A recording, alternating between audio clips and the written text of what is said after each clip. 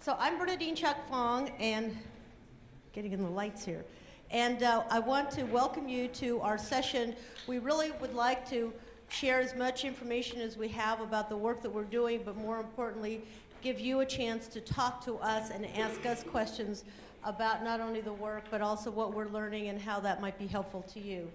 My background, and I'm going to introduce my associate in a minute here, but my background is that I was at Foothill College, which is in Northern California, for 36 years. Started out as a psychology faculty member and then went to becoming head of the academic senate and then founded the faculty union and then went to the dark side and became an administrator and was an administrator for a number of years, doing all kinds of roles in terms of on the academic side, student services side, and then 11 years as the vice president for academic affairs and student services, and then 12 years as president. So having said that, I retired in 2006 and then was pulled out of retirement because of the particular activities that we're going to talk about today by the Carnegie Foundation. The Carnegie Foundation for the Advancement of Teaching is the, I hate to acknowledge this, but we were the mother or the father of the Carnegie Unit, which all of us have come to dread in many different ways. And I should say that this spring, we're going to be coming out with a report on work that we've been doing on the Carnegie Unit, you know, what the role it has played over the years and what its future could or should be going forward. So stay tuned for that. We're also responsible for the Carnegie classification system, which no longer is in effect, but this is what universities used. And if any of you went to a university or that called itself an RU1. Does this sound familiar? We're an RU1, RU2. That classic Research University 1 is what that means, is that that was important for universities to obtain grants.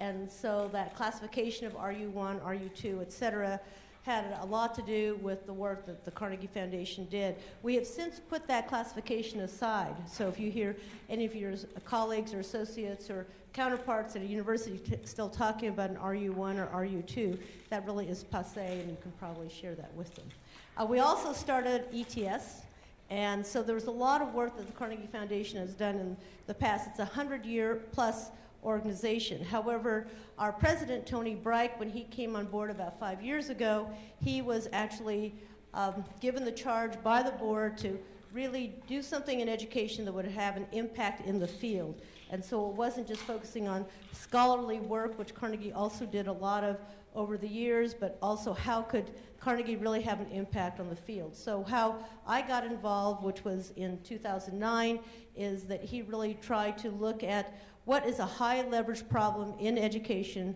that needed attention, that needed to be solved, and how can it be done using some of the tenets or principles of improvement science. Improvement science is really taken from the healthcare industry and from the automotive industry. And so some of you have heard of continuous improvement. If you've heard of the terms Toyota Kata, which comes from the Toyota manufacturing automobile manufacturing company, it's using principles of improvement, how to have more quality production and more effective, efficient production. So you think, well, how does this have to do with healthcare? And then obviously with education. So what happens is that taking some of the quality improvement principles from the automotive industry, the healthcare industry decided that it could learn from it. For example, the healthcare industry wanted to deal with the number of lives that were being lost every year due to medical error. And so how do we reduce error? And if we can reduce the error, we can obviously save more lives.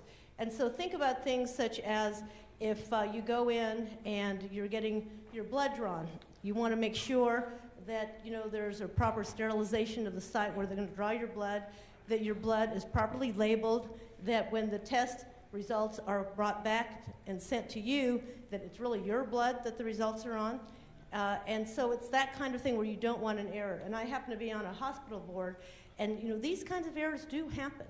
And as a board member, we get reported to us, and things such as the most recent example was 2 drugs that were side by side one another because all the drugs were in the cabinet in the hospital alphabetically.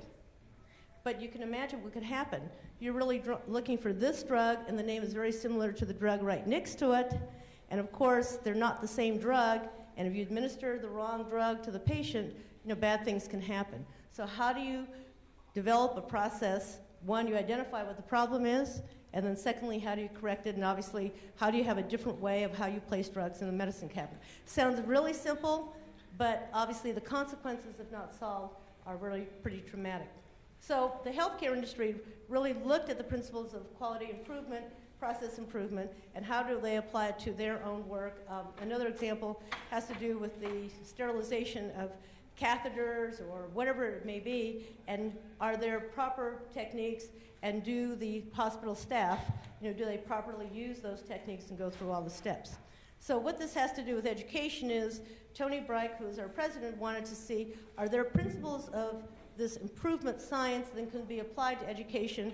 How do we use that to improve a high leverage problem, and the high leverage problem meaning how to solve that high leverage problem, which he came to the conclusion it was developmental math and developmental math in community colleges. So that's when I got the call to say, Bernadine, now that you're retired and you have nothing else to do, could you come and work on this particular initiative?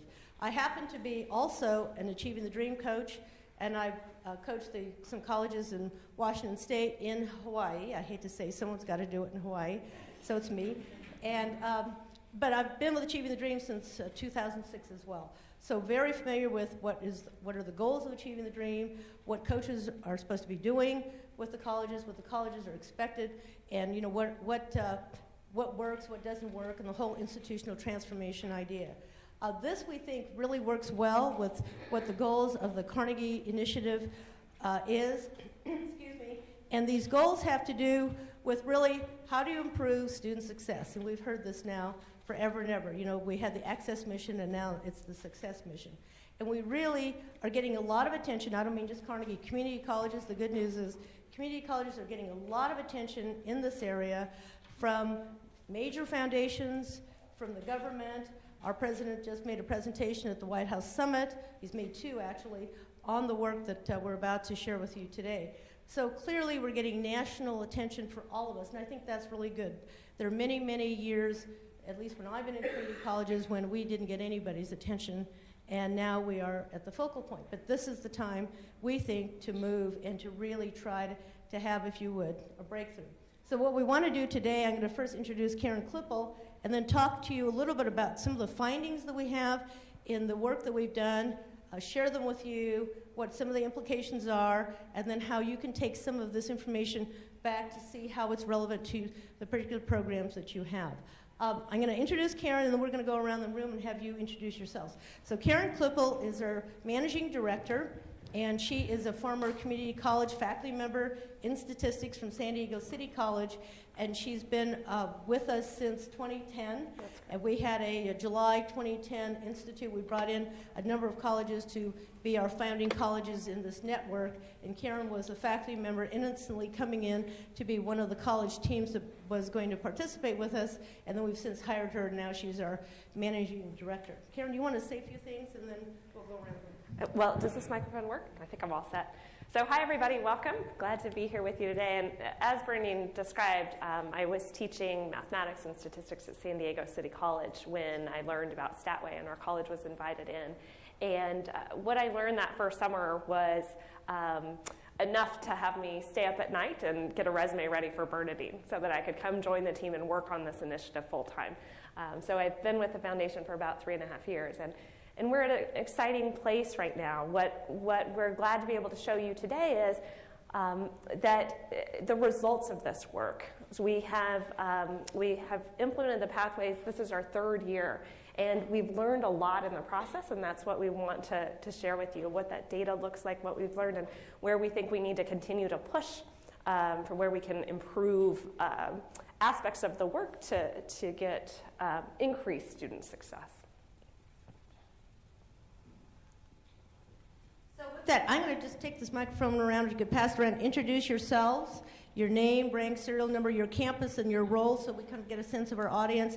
And then we've got 2 directors from Carnegie also in the room, and when we get to their place, we'll have them introduce themselves and their background as well. So you get to be first. Patrick. Yes, Patrick Villa. I'm a professor of mathematics at the College of Southern Nevada in Las Vegas. I'm one of 35 full-time math members, and we have a pretty good-sized school, about 38,000 students, and I'm just here to see what I can get. I'm trying to be department chair next year, so I'm just trying to see what I can learn from everybody here. Hi, everyone.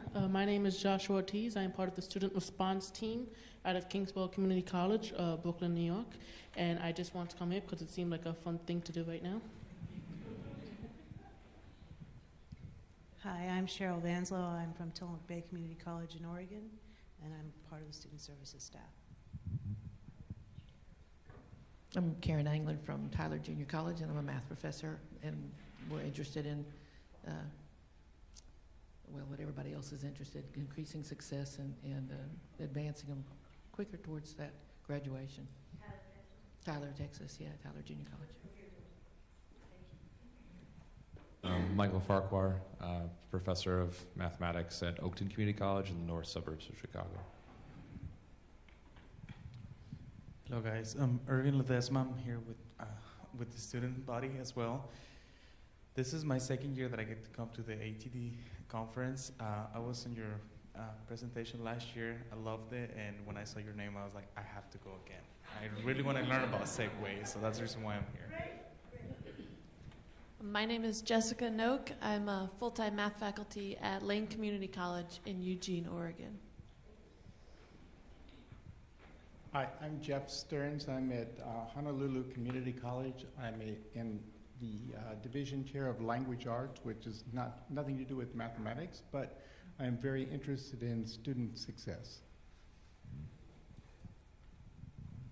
Raj Lal, Pierce College, math faculty. Pierce in Washington State versus Los Angeles.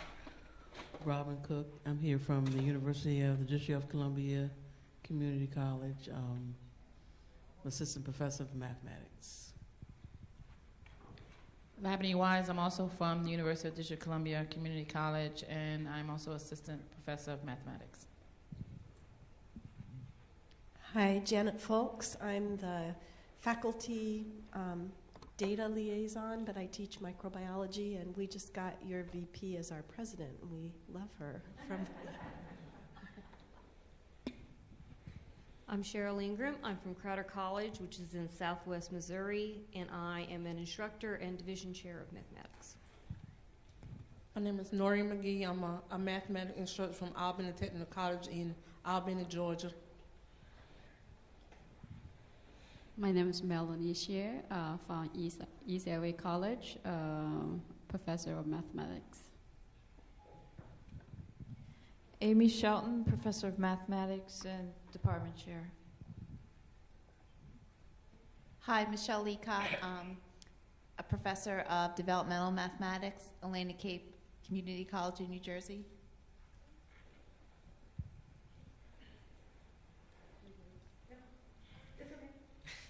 Hi, I'm Ann Edwards. I'm with the Carnegie Foundation. I'm the director of Advancing Quality Teaching, which is the faculty development component of the program. And you came from? I came from the University of Maryland, College Park, where I was a professor of mathematics education. Hi, I'm Cinnamon Hilliard, also with the Carnegie Foundation. I'm a senior associate with Quantway and Statway. I also work at the University of Washington and a professor of mathematics.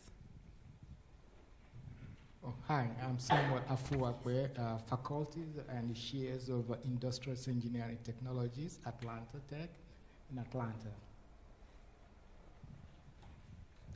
I'm Sharon Kamner at Pierce College in Washington, and I am on the math faculty. I'm Catherine Kozier, a project specialist at Los Angeles Southwest College. Mark Schwartz, Assistant Dean at the Delaware County Community College outside of Philadelphia. Shannon Solis, San Jacinto College in Houston, Texas, math professor. I am Constantine Arnay. I'm a adjunct math professor in Broward College, 4 hours from here. He's in Miami, Fort Lauderdale. Michael Carr, I'm math faculty from Mott Community College in Flint, Michigan. Dan Patrick, math faculty at Salish Kootenai College in western Montana. We are currently working on, actually we've been approved through the accreditation committee, still working with OPI for a new degree program for secondary math education. Hi, my name is Alyssa Ratledge, and I'm from MDRC, which is a research organization. Troy Furlow, Math Coordinator and Faculty at Central College, Dallas, Texas. It's in Dallas Community College. Okay. Last but not least. I'm Christy Laird from Jackson College in Jackson, Michigan. I'm the Math Department Chair. I'm Chris Mansfield from Durham Tech Community College in Durham, North Carolina, and I'm the Math Department Chair, and we are currently piloting a quantitative literacy course.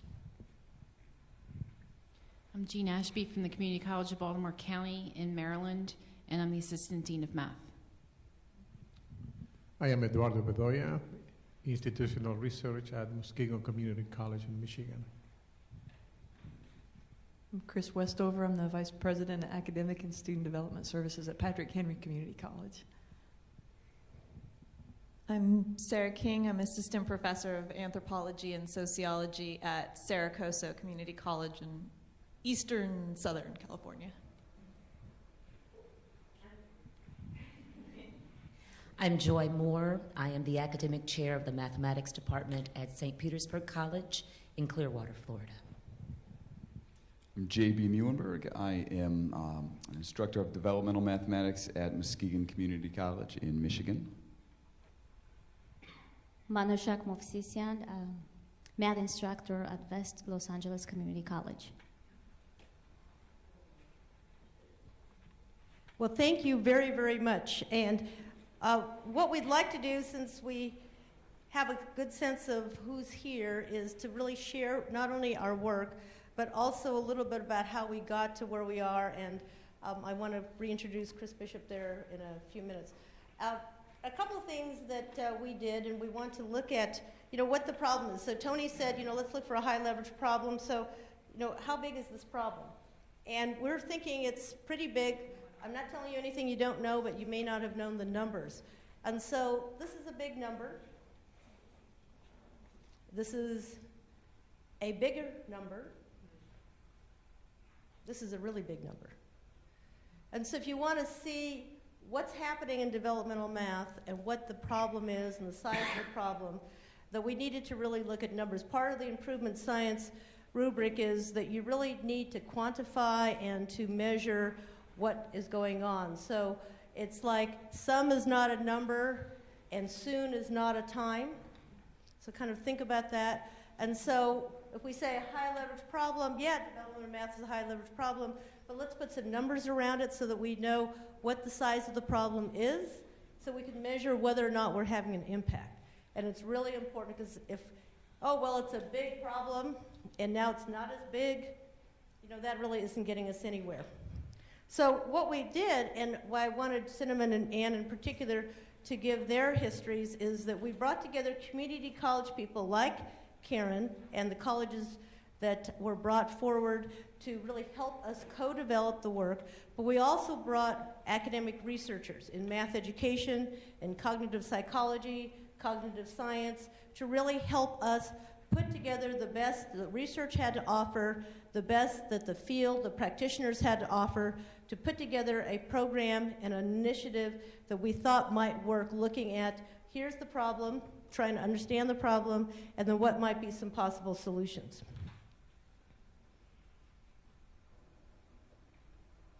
And this is really important. If we still do the same old, we're probably going to get the same old results.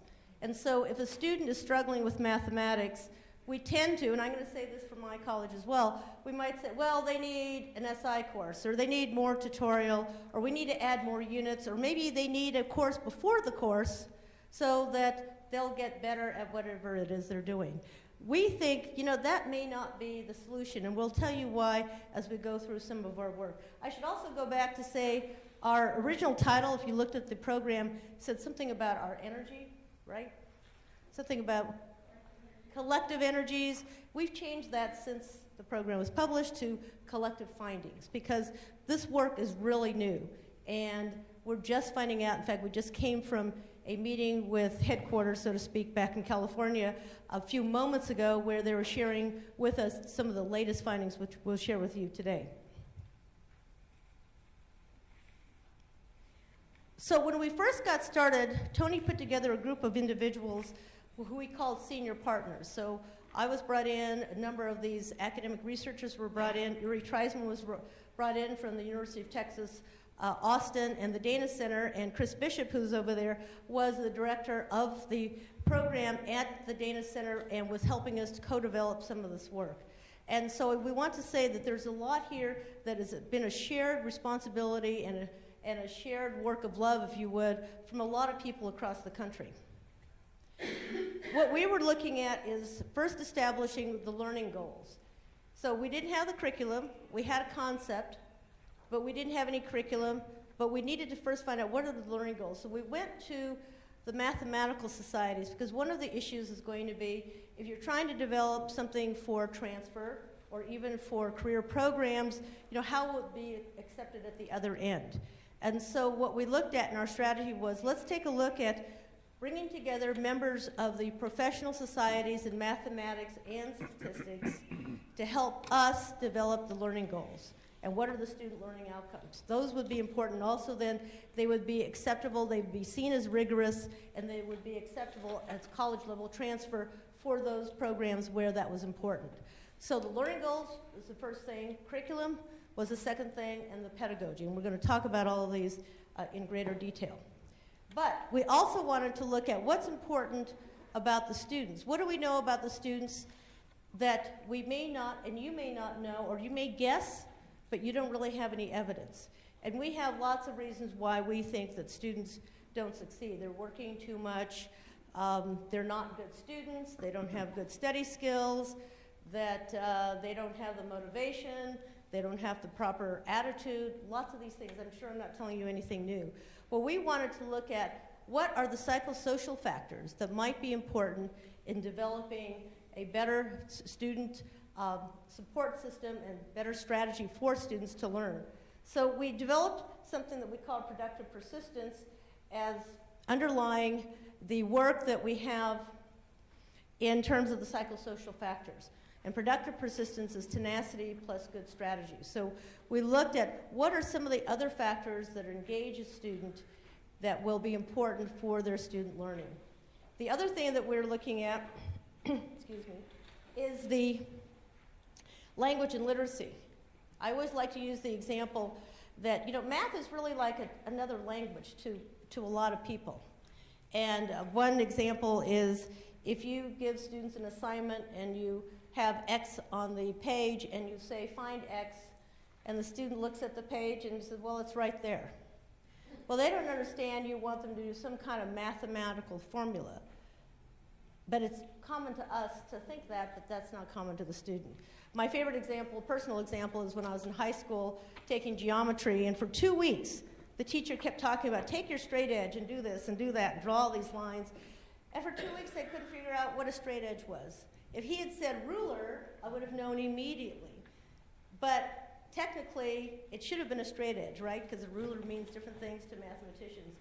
But it's just those simple kinds of language issues that we really want to get over, so that all of the work that we are doing has also a language lens, so that it becomes something that is understandable to students. And then the last part of this particular graphic is advancing quality teaching. So you met Anne a moment ago here, and it has to do with professional development. We think that it's really, really important that the pedagogy is critical to how the students are successful. And so what can we do to work with faculty? What can we learn from faculty in terms of what's good pedagogy? What can we learn from the research on what's good pedagogy? And then how can we apply it to our work? That all becomes then the circle of continuous improvement and what we call rapid analytics. And in the rapid analytics, we're collecting data on a regular basis from the faculty, from the students, and from looking at their results, giving this information back to the faculty so you'll learn more about who your students are in the classroom at the time you're still teaching them. And we'll share what I think are very exciting pieces of information with that. But let me just tell you a little bit about the structure of the courses that we're talking about. So if we're looking at math, the traditional pathway is students take, a developmental math student is going to take elementary algebra, intermediate, and then get to college level math. That's at least 3 terms, 3 semesters, a year and a half. That's assuming, of course, they go straight through. We all know that this is not necessarily going to be a straight line. What we've done is we've reconceptualized Statway and Quantway so that we've got 2 different courses, 2 different pathways, one in quantitative reasoning and the other one in statistics. In Statway and Quantway, we try to look at, these are 1-year-long courses. Now remember, these are developmental math students, so we're taking them to and through a college level course so that we're literally looking at a college level course for developmental students. That's a little different. So it's a college level course for developmental students. And that they are able to attain then the college level credit in 2 semesters, or 2 terms. So we're going to just share with you our results. Some of you have heard of these results already. We're going to share them with you but not dwell on them. What we really want to do today is to explain a little bit about what we're finding out about our students and how we can better explain how we got the results that we've gotten. So if you take Statway first, if you look up there, the first row is the traditional pathway. The bottom row is the Statway pathway. So you start out with, let's say, 100 students in each.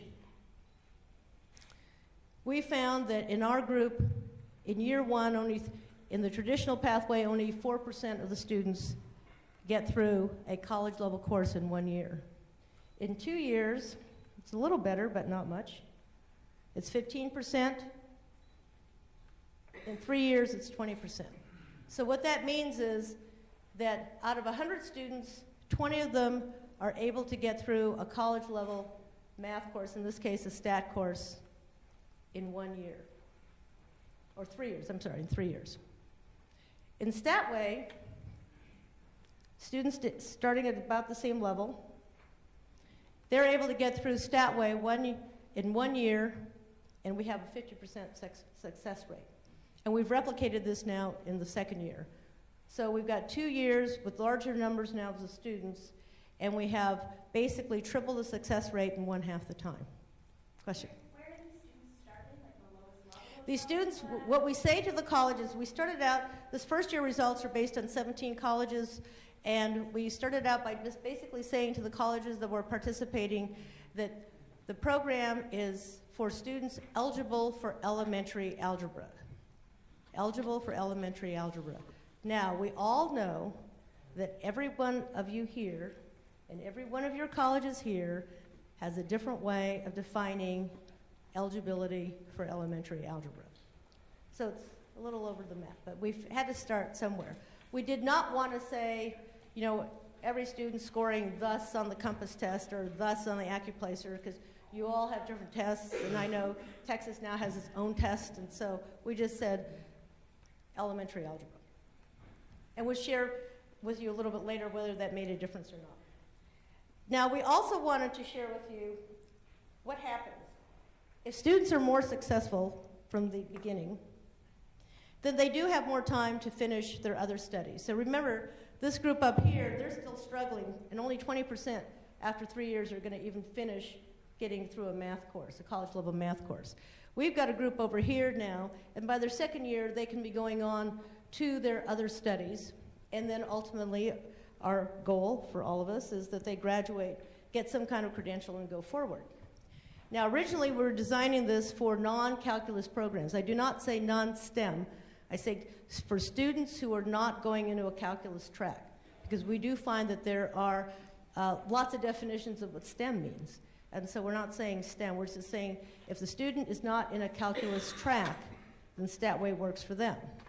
But we do have, and I know there's a number of student support services people here, they'll say, well, what about the student who's undecided? Or what about the student who we don't want to deny options? So they need to be up here, even though they have a lower success rate, because what if they decide to go to calculus? Of course, I think, wow, if we have a developmental student who's, you know, kind of having quote, this kind of success rate, and they want to go to calculus, that would be a great problem to have. If they're here, the likelihood that they can do this in a reasonable amount of time would be they've got time over here. And then they can take what we're going to be building, which is a bridge course, that will take them to calculus through a bridge module. Then they'd have the opportunity to get into a pre-calculus course and go the calculus track. And therefore, they would not have lost any time in this track versus that one. Everybody with me on that? So we have similar data for Quantway. Now, Statway is a little bit different in the sense that it's a 1-year-long course, and we do mean a year-long course. It's not like you can take the first semester and then kind of opt out. We say to the students, it's year-long or 2 semesters, but it's one course. And so you begin and you stay with us to the end, but by the end, you're going to have that college-level transferable course credit. I say 1 year. Of course, we know in community colleges, we all like to do some things differently. So the quarter school, someone said, well, 3 quarters, the same as 2 semesters, that works. Some quarter schools said, well, you know what, we'll do it in 2 quarters and not 3 quarters. One quarter school in Washington State, they're doing it in 1 quarter. And actually, their success rates are higher than the 50% that I just showed you. So there's variability across the map, but the results are still coming out in the same direction. Now for Quantway is a quantitative literacy course, quantitative reasoning course. Now it is a 2-semester course. Quantway 1, first semester, Quantway 2, the second semester. Quantway 1 is focused on the developmental math. And what we've taken is what's important in developmental math that we think can be put into 1 semester. Not all of developmental math, so it's not all of elementary, it's not all of intermediate algebra. But we've taken what we think is critical in quantitative reasoning, we put it in Quantway 1 for the developmental part, and the students go into Quantway 2 for the college level part. Now I want to go back to Statway for a moment. I said Statway was a 1-year course. Students on the first day, remember these are developmental math students, students on the first day of Statway are learning statistics. They learn statistics throughout that year, or 1 quarter if you're at this one college. And then the math necessary for statistics undergirds the teaching of the statistics throughout the course. So you can't say the first half is developmental, the second half is college level. So Statway is constructed very differently than Quantway. Quantway is, you've got Quantway 1, and then you've got Quantway 2. Quantway 2 would be the college level equivalent. The other thing to keep in mind for Quantway is that some of our colleges, so we had 8, when we first started in 2010, we had 8 colleges doing Quantway. And in Quantway, what we looked at is, if you're looking at Quantway 1, some of the colleges said, we're only going to teach Quantway 1 to have the students fulfill their developmental math requirement. We have other courses that they can go into for the college level. Or we have technical programs where they just need the developmental math to go into the technical program. So there's a little more flexibility in that sense for Quantway. So I'm going to show you the data. These are equivalent data for Quantway, looking at only at Quantway 1 in this case.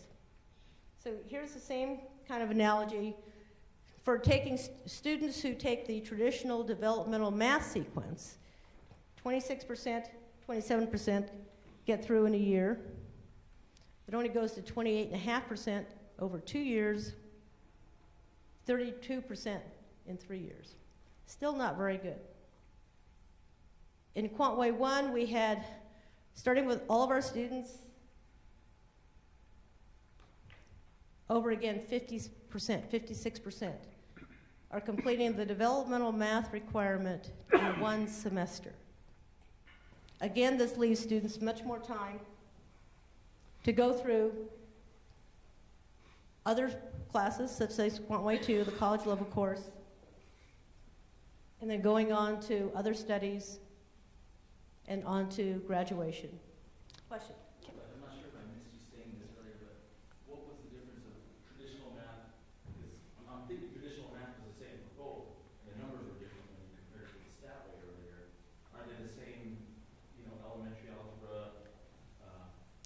This is only the developmental math sequence. This is going through Algebra 1 and 2 up here. The previous slide, wasn't it the same two courses with different numbers? So the previous... It was Algebra 1 and 2 and a college level math class. Thank you. That was what I was wondering. Can I add one more Yes, thing please. about just where those comparison numbers come from? I want to tell you that we work with our colleges and have data sharing agreements with them that allow us to evaluate or to study similar students. So actually for each student that's in Quantway or Statway, we've matched them to 5 other students at their institution who took the traditional pathway, and we matched them on 44 different characteristics. So it's the aggregate of that information that you're seeing as our comparison group. It's not some kind of national information about how students progress. It's actually the colleges that we're working with. Let's go here. Just one other, when you were referring to the Statway results and you said that you were replicating those results in the second year, was that second year course an introductory statistics course? Or what? Okay, I'm not sure I said something. Oh, it's the second year of the pathway. Sorry, I think I understand your question. Yeah, your first, you said in the first year you were seeing 50-something% success, and then you said that the same thing was happening in the second year. I was wondering what courses were in the second year. New group of students.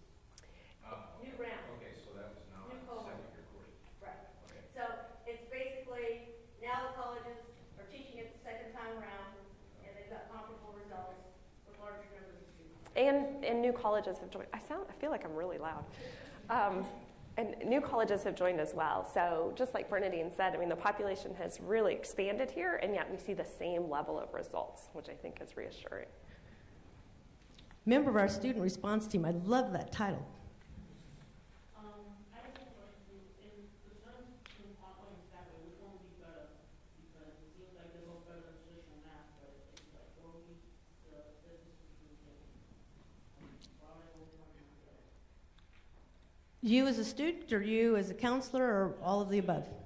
So I think it depends upon what the student's goals are, or if you're looking as an advisor or counselor, what the student's history is previously, and also whether the student is looking at a career program, or are they looking in the social sciences. If they know they want to be in the social sciences, they know they want to be in the humanities, liberal arts. So social sciences, they could go either way. They could do Quantway, Statway. Probably, I just say probably because they could do either, but Quantway probably works for the humanities, particularly because there's a lot of the literacy and the quantitative reasoning part. So that would be another option. And then Karen and or Cinnamon or Ann, you want to chime in what other options they might have? The question is, which Quantway or Statway? Like if a student or a counselor were to advise students. Could you tell us what the difference is before answering that? Well, it's basically whether a student wants to end up, or you are counseling a student to end up with a statistics course or a quantitative reasoning course. And that they both would suffice a quantitative reasoning breadth requirement, you know, at your college and or for transfer purposes. Yeah, I think that's a good answer. I think a lot of it depends on what the student needs past their math course. If they think they, go into social sciences or something where they might use statistics more heavily, that way might be a better choice. Right, and quantitative reasoning, there's often already a quantitative reasoning course in your campus, and whatever that's articulated for would be a good choice for Quantway students. And Statway will meet that statistics requirement as well. So I think it would depend on your major and what you needed to fulfill there. For example, criminal justice. If I was in a criminal justice major, would I go for Statway or Quantway? That's an interesting question. I would just off the top of my head say, well, criminal justice, would you want to know more about like recidivism and probability and crime rates and that kind of thing? And then I'd probably lean towards statistics.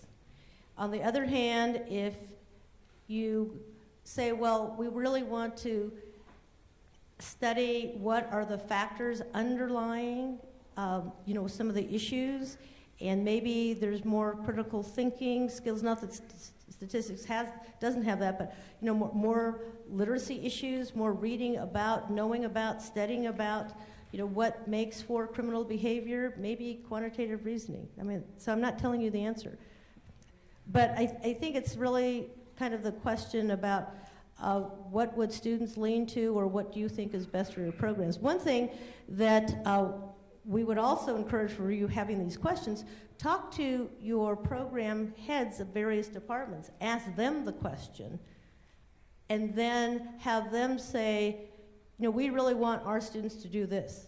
I happen to know, frankly, in Texas, the medical schools, a number of the medical schools in Texas just passed a medical school requirement that calculus was not required, but statistics was. So, you know, look at the receiving end, whether it's the employer or whether it's the particular program that you would like the students to be majoring in, and so on and so forth. Okay. Yes? Is this program launched in all the states, or just some states? You are looking at the people launching right now in the room. So we have not gone to, we have a state map we'll show you at the end. We started out, counting both Statway and Quantway, we started out with 25 schools. We brought in 4 more universities, state universities that wanted to be involved, and we were in, we were in 11 states. We're now in 14 states and 50 campuses, and we brought in more universities as well. We're not in every state, not that we wouldn't want to be in every state, but you know, I'm delighted that a number of the states represented here that we're not in, such as Michigan, such as Oregon, such as, I'm trying to think of who else is here, Illinois, so Montana, et cetera. But you know, we only started in 2011, so this is only our 3rd year out, and we're working with articulation issues in some of these states. I should also add that this year is the first year that we're having any of the colleges offer both Quantway and Statway. We purposely separated it out, Quantway and Statway, by state. So if you're in like California right now only has Statway, Washington only has Statway, Georgia only has Quantway, Ohio only has Quantway. And that was so we didn't confuse the articulation groups, that they would say, well, you know, what's the difference? You want to articulate both of these, you know, courses, and we don't know what it means. So now, though, we have a little more groundwork done and also more data that we're saying, and I believe Seattle, one of the Seattle colleges is going to be teaching both shortly. So I think that'll be happening. Yes? I understand your response to that question, but what I'm trying to think about is, I usually try to classify students as STEM and non-STEM, a broad classification. How does that fit in with Statway and Quantway? Okay, if I'm answering your question correctly, is that whether they're STEM or non-STEM, I would say, for a developmental math student, because that's the group we're talking about, is that they could go to either Statway or Quantway and then take the bridge course that would get them to STEM, should they get that far. And what I tried to show you in the earlier diagram was they wouldn't lose any time in terms of their academic career, in terms of quarters or semesters they're enrolled, because if we left them in the traditional path, they're not likely to even get out of the first gate before they can get on to the other courses. Okay. So what I think, for me, when you say STEM, non-STEM, I'm thinking calculus or non-calculus. Right. And what I'm understanding here, both these are 2 different ways of approaching the non-calculus. Correct. So the places like, say, California or Washington, whatever the school like for just STEM, then they do a traditional for students who think they want to be engineers or business, whether they choose a traditional path. Correct. And everyone else chooses the STEM. Correct. And the reason we shied away from the STEM, non-STEM kind of thing is because, like, what's nursing? And what we found, like at San Jose State University, that nursing is, will accept Statway as fulfilling the math requirement. And so, and then we also, frankly, had discussions with NSF and the ATE programs that NSF funds, and they see what they call STEM broadly, that Statway works fine and Quantway works fine. So we're saying exactly what you're saying is the calculus track. Okay, so this is kind of our map that gives you an idea where we are, and there's lots of history about why we're here. There's nothing that says you can't be. If you're on a state that's not on this map with the little red dot, that doesn't mean you can't be there. Let's go on. So what we want to do, though, is instead of just dwelling on the results, we love our results, but our results are still only 50%. They're better than 5%, they're better than 20%, but there's another 50% of the population out there that we still need to address. Our initial goal was we wanted to go from 5 to 50% in 5 years. And fortunately or unfortunately, we did it in 1 year. So now we had to figure out, well, what are we going to do for the rest of the 4 years or whatever? So we need to get from 50 to 60 to 70 and 80 and whatever else. But in doing that, we need to understand and learn much more about who our students are and what are they telling us about what can and should be done differently. So we're going to share with you the rest of this presentation a little bit about what we're finding out about our students and who they are. So first of all, gender. This is a big deal because there is a gender gap, if you would, between male and female with respect to math, and it's a cultural kind of issue. But what we're finding here is the yellow, the non-Statway students in terms of their success rate versus the success rate of the Statway students. And so this basically is taking that 51% group and saying, well, how do we break it up in terms of gender? So we're seeing clearly that, females now are really doing as well, if not better, than males. So that gender gap probably is not what it has been historically. The other thing is race and ethnicity. We think this is very, very important because we all know that there are certain groups that the success rate, particularly in math, is lower if they are non-white. So what's happening here? And so you see here that you've got the white success rates, you've got the Hispanic, and you've got the Black or African American. And what you see is that each one of these, they've either tripled or quadrupled the success rate over the traditional pathway. So we're finding this is huge. And it's not slanted towards, well, it's only effective for the whites, it's not effective for African Americans or Latinos. But in their respective groups, that there's a huge impact. Question? Success is defined as C grade or better.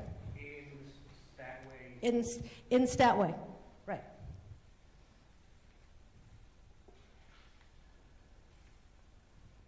So this one is new, and we can't even explain all of the numbers because we just got this slide 20 minutes ago. But what we wanted to show is that students who completed Statway, and we're doing comparable data analysis for Quantway, we just don't have it yet. But what we just found out today, this morning, is that students who completed Statway versus non-Statway students were taking more units successfully after completing or after having taken Statway. So we think this is a big deal because the goal, of course, is that not only do students successfully complete a college-level math course, but that they go on to a degree, to a credential, to transfer.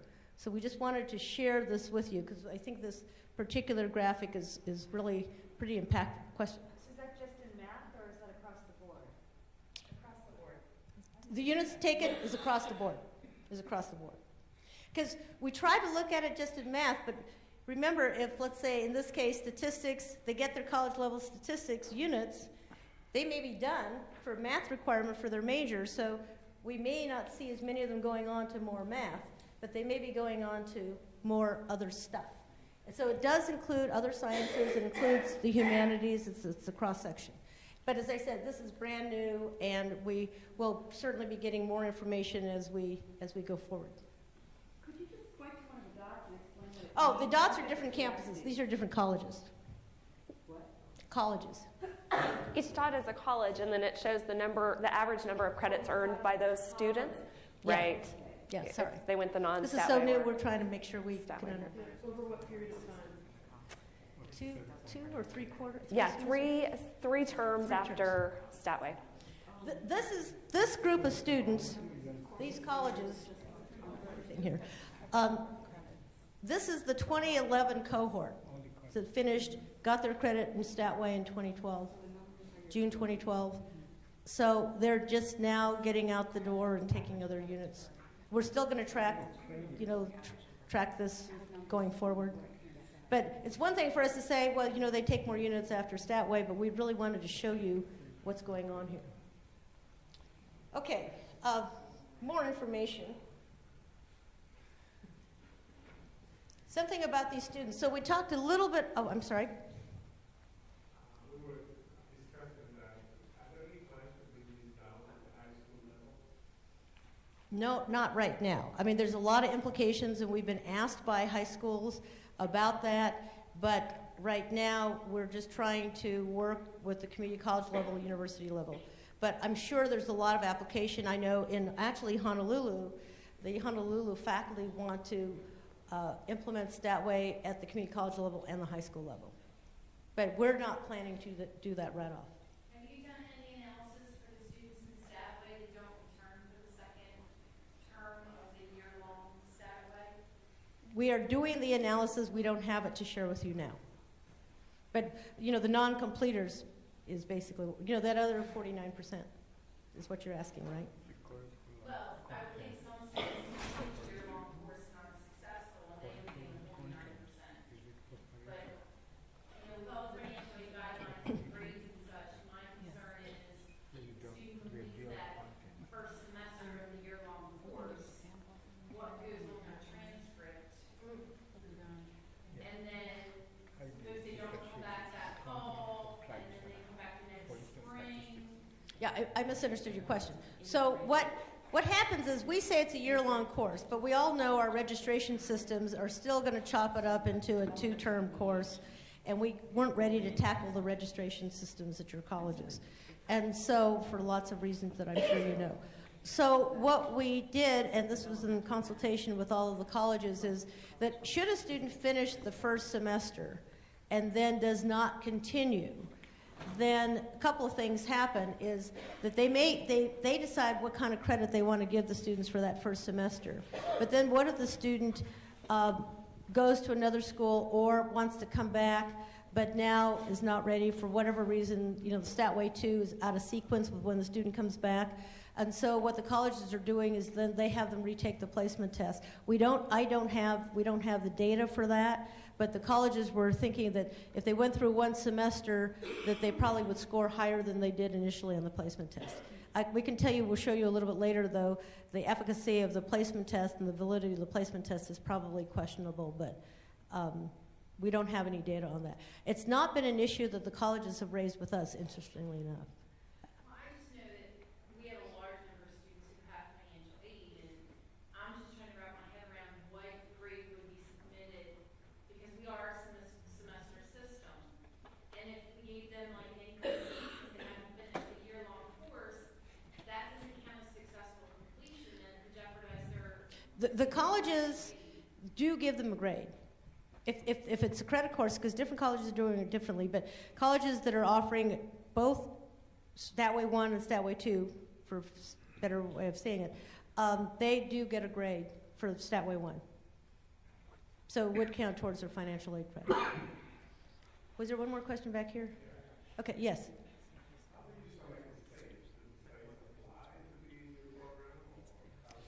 We're going to give you contact information later on, and you just contact us. That simple. So let me just go through this because Karen has a lot I want to make sure she shares with you too, and then we'll have more questions. So who are the pathway students? So this speaks sort of to the placement testing kind of stuff. And we have a descriptive report, and we passed a list around, and we can send all of you the descriptive report we have for year 1 and year 2. And it really looks at the data that we are sharing with you. We're actually sharing with you more than it's in the report, but it's showing you the results that we found in year 1 and year 2, and also the placement levels. So this is what we're finding, is that students in terms of college readiness, that we've got students who are 75% of them are 2 levels or below in terms of math, and then of course you see the equivalent for reading. So these are students over here who are in Statway, and 22% 1 level below, a bulk of them 2 levels below or more. And we're finding that even if they're 3 levels below, students have been successful in Statway. And this is true also for Quantway. So we're not seeing that because they're 2 levels or 1 level, that somehow that is predictive of student success in Statway. Right, about a quarter of the students are actually 3 levels below. And so that's a pre-algebra class, and we find out that they do equally well as those that are only 2 levels below. So I think that speaks to something about those placement exams. One thing we want to also share with you is when a student starts class on the first day, they are involved in an online platform for all of the out-of-class homework, assignments, etc. They also encounter 2 surveys, a math background survey as well as a student background survey.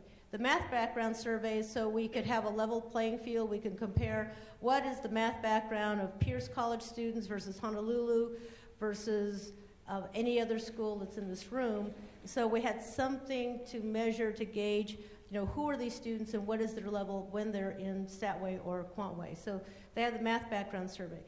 The student background survey, we collect information about the students beyond your institutional data. So we have your institutional data about students, but we also have information from the students themselves. And so we see things like this that you don't normally see on institutional data, which has to do with maternal education, level of maternal education. In other words, what's the highest educational level of the parents of these students, the mother in this case, and also language that's spoken in the home. And so this, we're also seeing where there are relationships or not. Again, our pathway students, this is both Statway and Quantway, that you're seeing here where a heavy, majority is English. That's not too surprising, even though there's a sizable population that English is not the primary language. But also, if you look over here, that almost 70% have less than a college degree in terms of maternal education. So we're dealing with a lot of these students, they're first-time college students. So with that, I'm going to turn this over to Karen, who will take you through the rest of our findings. I think what's really important that Bernadine was just starting to point out here is that we know a lot about our students who take the pathways. We have this great mechanism to collect data from them, and we ask specifically about several different things. So there's basic demographic information, but there's also a set of questions about their, what we call productive persistence. It's around the non-cognitive factors that we know affect their success in mathematics. So this could be their identity as a math learner, their sense of belonging in the math classroom, their sense of anxiety around learning mathematics, several different factors there. We also look at a math conceptual background that Bernadine talked about, and this is really different from the kinds of items that students would take on a placement exam that may test more for procedural fluency in certain areas. These items really test for math conceptual understanding, and that, unlike their placement, which you saw a pie chart ago, that actually is highly predictive of their success in the class. But we'll get to that. I think what's interesting is a lot of the factors that we have traditionally thought of as being predictive for student success are not as predictive as what we learn about productive persistence measures and their math conceptual understanding. And what's great about that is we can change those things, right? We can change how they feel about themselves as math learners. We can design targeted interventions to shore up their understanding of certain math concepts. So that was a fantastic finding for us, that the strongest predictors are actually those 2 realms, productive persistence and math background. I have a, sorry. I don't know what a cough on speaker.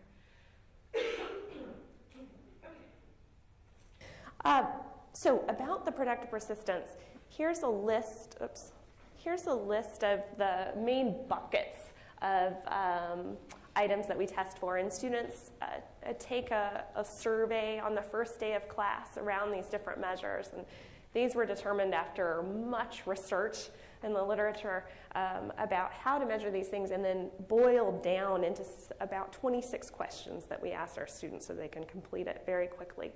And they take this initial background survey on the first day of class, and then they take a follow-up survey about 4 weeks later. It's a subset of the survey.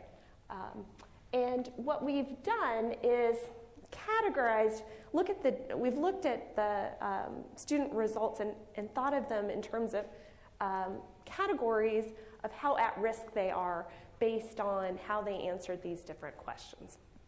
So you could imagine having no risk factors, 1 or 2, or being at high risk if you depending on how you answer in 3 or more of those areas. If that makes sense. And not surprisingly, your likelihood of passing the final exam in the course is highly related to those risk factors. So this is trying to show you quantitatively what I was saying before about these being highly predictive. We've got StatWay on the left and QuantWay on the right, and we see the same pattern in both cases. If you have no risk factors that I just spoke of, you have a over 70 or around 70% chance of passing the common assessment at the end of the term. So unlike the grades that teachers give, this is actually an assessment that we build ourselves and that all students across the pathways take.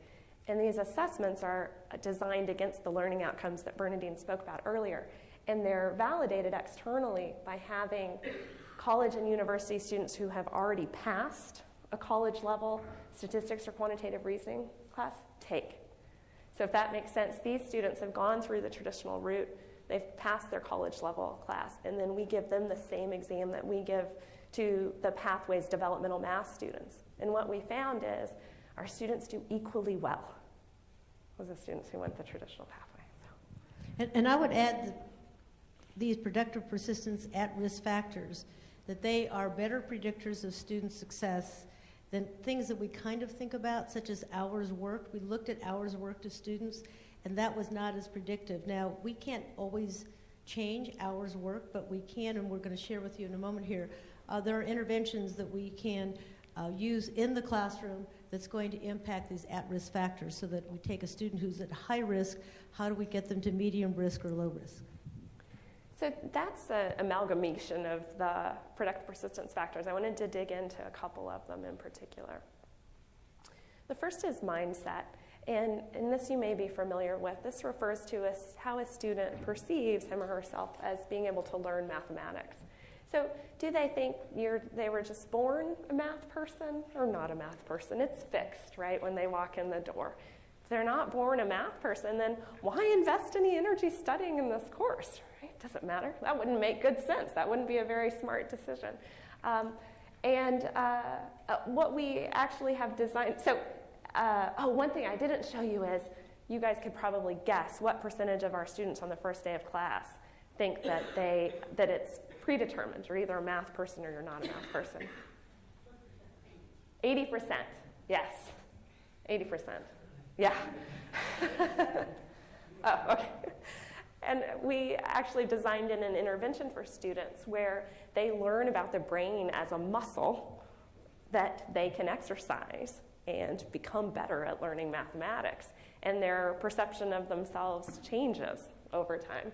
And this shows that it really does have an effect, whether they have, or there is a relationship between whether they have a growth mindset, they think this is something they can change, or whether they have a fixed mindset about themselves.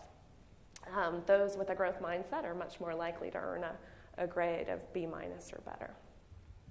So what's important here is because if 87% of our students have a fixed mindset, then setting them to do more math and they don't think they're a math person isn't really going to cut it. And that's going back to one of the first slides we showed. If you do the same thing over and over, you're going to get the same result. So we think part of the reason for that is that we haven't changed the student's mindset. So what are the intervention strategies that can be developed that we can actually bring into the classroom and begin to move that student from this fixed mindset to a growth mindset?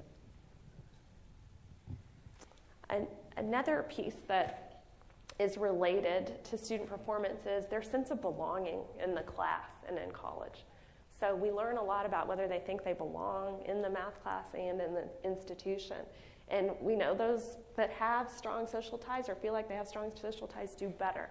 And so we actually build into the pathways and the supports for the instructors how you might go about trying to increase that sense of belonging with your students. A third, and I'm going to give you a lot of data to take in here, but a third factor or construct that we study is stereotype threat. I don't know if you're familiar with this, but I'll give you my rough definition. But this would be, take me. I'm a woman learning mathematics. Women aren't supposed to be good at mathematics, right? So when I go to study or when I go to take my exam, not only do I have the issues or the concern about how Karen Klippel is going to perform, but I know I have to worry about the fact that I am a woman taking this exam and I'm not supposed to perform as well as men on this exam. There's actually so much cognitive load around that particular worry, that stereotype worry, that it impedes my ability to do the mathematics that I want to do. And we know that from a lot of work that Claude Steele has done on stereotype threat. And this just doesn't just apply to women, but to minorities or any other group in particular. So the other compliment is I'm Asian, so I should be good at math, right? And what if I'm not? And so it's the same problem on the other side. A way that we try to get at that understanding from our students of how they may feel stereotype threat is several questions. Here's one, and you can see first the distribution of how students answer, whether they feel like they belong here or not. The percentages show the dropout rate for each group. And what you see in blue is all of students and African American students in the teal or green there. So can you see the distribution of who answered what, or is this just dropout rate? It looks like it's just... Sorry, it's dropout rate by category, yeah. And then actually one thing we haven't showed you is faculty are able to see the distribution for their course for each of the major constructs. So, not by student name, but for your class. Mm-hmm. So you could see this, you would get a graph like this for your class, assuming you have at least, I think, 5 students or more, so it's not identifiable who the students are. Obviously, clearly something like this probably could be identifiable. But at the same time, so you have some insight into who your students are and then what kinds of interventions need to happen. Also, just to emphasize that we've all learned, I learned way back when I was teaching 100 years ago, you should call your students by name. And you think, oh, well, that's just sort of a nice thing to do. But now we have evidence that calling students by name, that they get a sense of, you recognize who they are, there's a social tie, there's a connection, and we have evidence now that does make a difference. The next piece I'm going to show you is some more detailed information within productive persistence measures. And I'm just going to give you a visual of this. I don't expect you to be able to read the words on here, but I'll talk you through this, okay? What this shows is each black mark for you, I know you can't read it, is a different factor that we measure on the productive persistence survey. And further out from the center is a good thing, closer in is bad. And what the different colors represent, here we've got 2 levels of successful students. Green, the most successful, blue, slightly less successful, and these are the non-successful. They didn't pass the course. And let me tell you kind of the range of factors around the circle. On the upper left-hand corner, those are items that correspond to, you could say, a student's confidence in mathematics and their abilities there. And this is on day 1. What I'm going to do after I explain this is show you the same picture for day 4, so you can compare and contrast this. So something about students' confidence in math. How they see the purpose and relevance of what they're learning here in the course. The bottom right-hand corner is belonging, social ties here. And on the left here, we've got more about mindset and anxiety.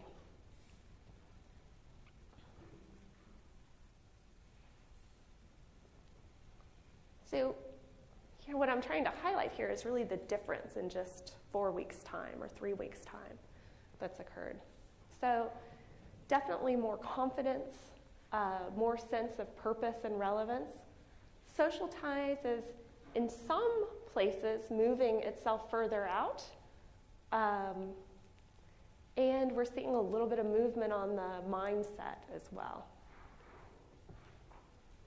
I love the spider diagram because what it shows with the red, these are the students who, if you would, almost figuratively speaking, they're kind of isolated. They're kind of,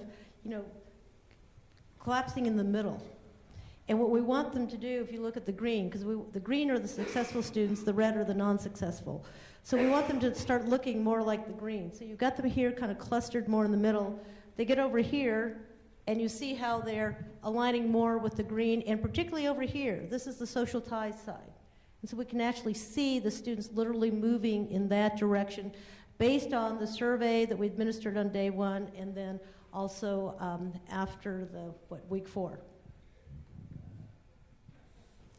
What's interesting also is this Pathways is continually under evolution with our partner colleges.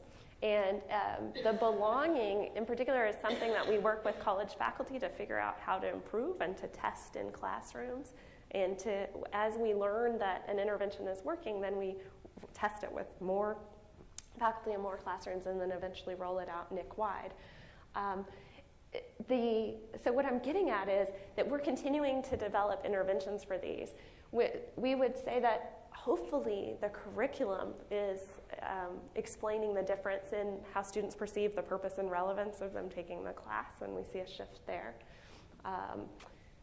We haven't yet built in interventions specifically for anxiety, and yet we see some movement, positive movement in that area as well. So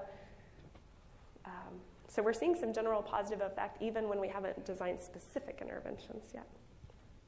So the red is that other 40-something% that we haven't gotten to yet.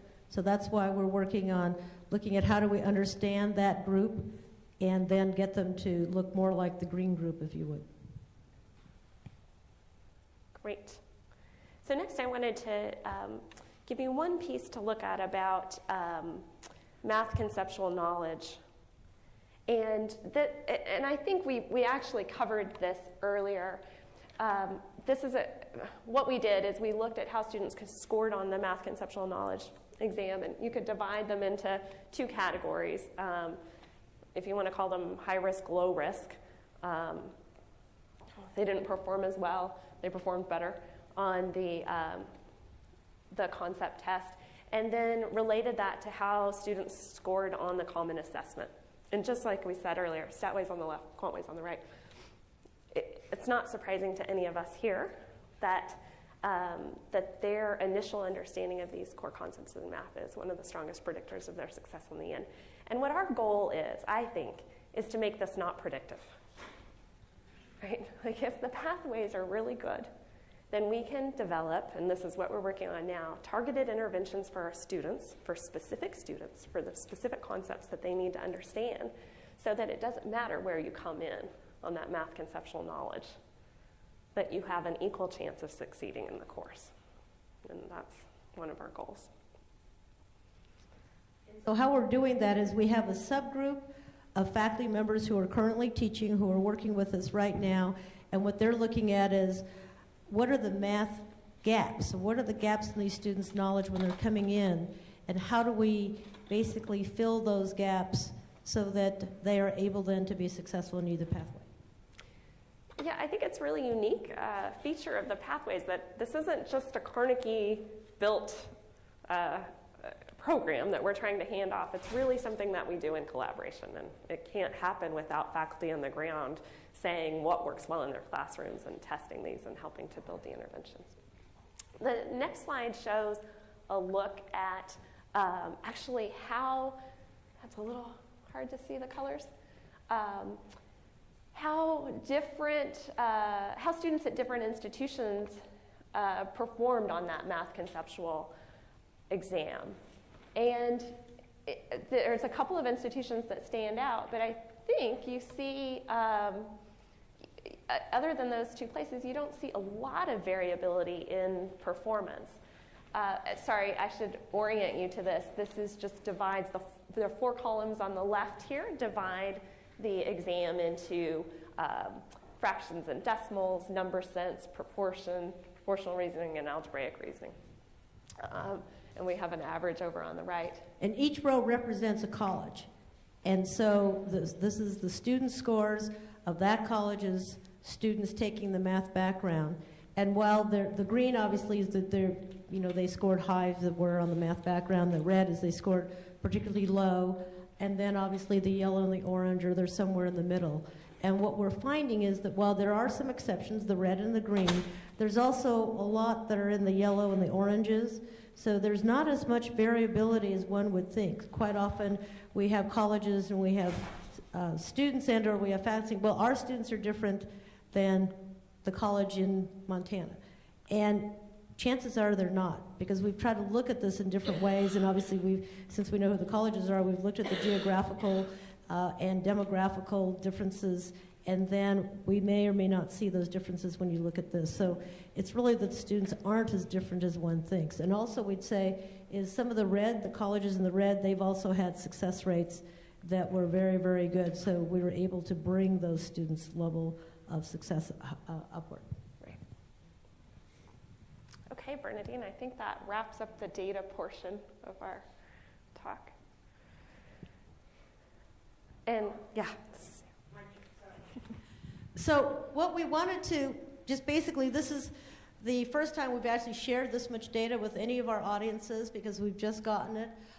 We hope that some of this is helpful to you in terms of your own work and how you can take some of this information back to your own classes and really think about how you might want to teach differently, find out more about your students that you might not have been able to find before. And I think one of the important takeaways we hope that you have from the session is that if we give students the right opportunities and the appropriate conditions, that students can perform as well as a lot of other students, that we should not think of developmental math students as somehow being in a class by themselves that may be incorrigible, nothing can be done.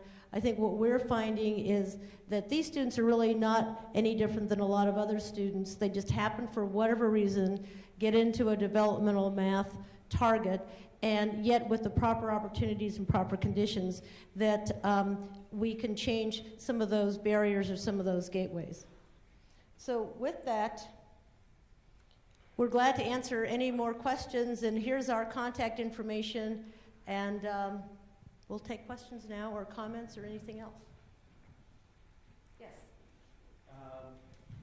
Just to clarify, is the Statway the non-calculus based developmental and Quantways is the calculus based, or are both of these are non-calculus and the calculus is whatever traditional method the institution had in place? So they're both non-calculus without the bridge course, which we're planning to develop as soon as we can, so that then they'd both be STEM as well in calculus. But right now, they're both non-calculus based. Any other comments, questions? Yes? When do you think you'll have the bridge module developed? We're trying to put together a team right now. We've already talking to some of our university faculty because we have to develop the learning outcomes, et cetera. I just said to Karen this morning, do you think we could have it by fall? And I think she fainted. But I think it's something that we need to get done really quickly, because then that opens up all the possibilities, because we know that nationally the focus is on STEM, and so we need to get students through STEM. But I would also say, given the population that we're starting with, if we can give them a successful math experience, then they can go on into whatever pathway that will get them to calculus at their own institution. Will you be able to make these presentations available in PDF of it? I'm sorry? Will you be able to? Oh, do you want? Yes, we can. I might take out a couple of the slides here because they're not publishable yet. You're the first to see it, but yes. And so as long as we have your name on that list, which is somewhere, that then we can send it, because you're in. Okay. Yeah. So if we want to apply or to get a compensation. Okay, so just send us an email. This email will get to me, or I can give you my card, which is right here, so I can just give you my card directly. The big thing is that is really, really, really important that we start out with a conference call or some kind of meeting of some type. It's really important to have whoever the dean or the administrator is, and to have the faculty there on the first call. Because we don't talk to anybody unless you've got the faculty there on the first call. For faculty members, it's something that faculty are going to want to do. What I always like to say, and someone just corroborated that for me this morning, it's not more work, but it's different work. So you're not preparing lessons, you're not preparing your lectures, those are done, not even the assessments, even though you can add your own assessments, but it's also engaging in a pedagogy that's very different and in a network community with 50 other schools. And what's nice about that is that, let's say, you're in the Statway group or the Quantway group. We have all the Statway group faculty talking to one another, the Quantway faculty talking to one another, and they want to talk about, Module 12, Lesson 12.2. They can all get to 12.2. They're all talking the same thing. Yes? You had mentioned that one of the colleges has condensed the whole Statway into a quarter. Mm-hmm. That's a 10-week. Yes, quarter. Tacoma Community College in Washington. They would love to talk to you. Yeah, and have they had? And I think you said that their success rate was huge. Was better. So, and have they replicated it? How many? They've done it, I think, 3 1/4s now. Basically, it's an immersion experience. So the student takes something like 10 quarter units of Statway, and then I think there's 1 other 2 unit just to get the financial aid eligibility to be a full-time student. And we'd be glad to put you in touch. I think the other thing is for any of you or others who are not here that you would like to learn more about it, we'd be glad to put you in touch with faculty that are relatively nearby. I mean, we're not in every state, obviously, but we can certainly put you in touch with faculty. They're more than happy to talk with their counterparts. Thank you very, very much. We'll stay around if you have any other questions. We'd be glad to try to answer them.